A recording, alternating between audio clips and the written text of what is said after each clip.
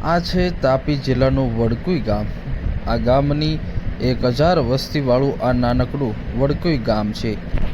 અહીં રહેતા દક્ષાબેન પટેલ જેઓ પ્રાકૃતિક ખેતી કરી રહ્યા છે અને પ્રાકૃતિક ખેતી કરી અને 30,000થી વધુની કમાણી કરી રહ્યા છે અને આખો ઘર પરિવાર માટે સ્વાસ્થ્યપ્રદ શાકભાજીથી આરોગ્યની સંભાળ લઈ રહ્યા છે।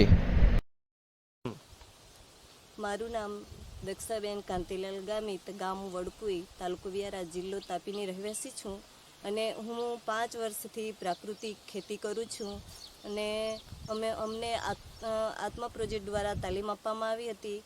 તેમાં અમે 7 દિવસ ગળતની અંદર તાલીમ લીધા પછી મેં ગાય પણ લીધી અને ગાય લઈને તેમાંથી જે ગાયનો પેશાબ છે, સાણ છે, એનું જીવામૃત બનાવીને હું મારા ખેતરની અંદર પ્રાકૃતિક ખેતી કરું છું અને પ્રાકૃતિક ખેતીની અંદર મને ઘણા બધા ફાયદા થયા છે, જેમાં કે રાસાયણિક ખાતર, દવા એનો ખર્ચો પણ ઘટ્યો છે અને હું જીવામૃત બનાવું છું અને જે જીવામૃત છે એ પાયાનું ખાતર, ઘન જીવામૃત એ પાયાનું ખાતર છે અને જે જીવાત માટે નિમાસ્ત્ર છે, અગ્નિઅસ્ત્ર છે, બ્રહ્માસ્ત્ર છે, જેવું કે લીમડાના પાન છે, જે ઢોર ખાતા નહીં હોય એના પાન ઉકાળીને પણ ઉપર છંટકાવ કરીએ તો જે જીવાત હોય છે એનો કંટ્રોલ થઈ રહી છે અને હું એકલી જે આ ખેતરની અંદર કામ કરું છું। મારો પતિ પ્લાન્ટ સાઇટ પર કામ મજૂરી માટે જાય છે, પરંતુ હું એકલી જ પણ ખેતરની અંદર સક્ષમ થઈને હું મહેનત કરું છું। તો આવનારે પેઢીને માટે આપણે જાગૃત થવાની જરૂર છે અને જે આપણા સમાજની અંદર આજે જાત જાતના રોગો, જાત જાતના બીમારીઓ થાય છે, તો આપણે અત્યારે જાગૃત થવાની જરૂર છે।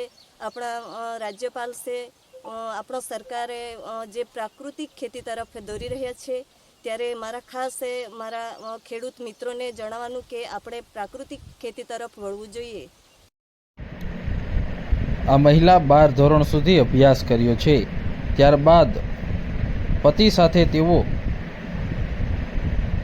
અહીં રહે છે અને પોતાના પતિ કાકરાપાર પ્લાન્ટમાં કામ કરે છે, જ્યારે પોતે આખો દિવસ ખેતરની જવાબદારી લઈ અને ખેતી કામ કરતા હોય છે।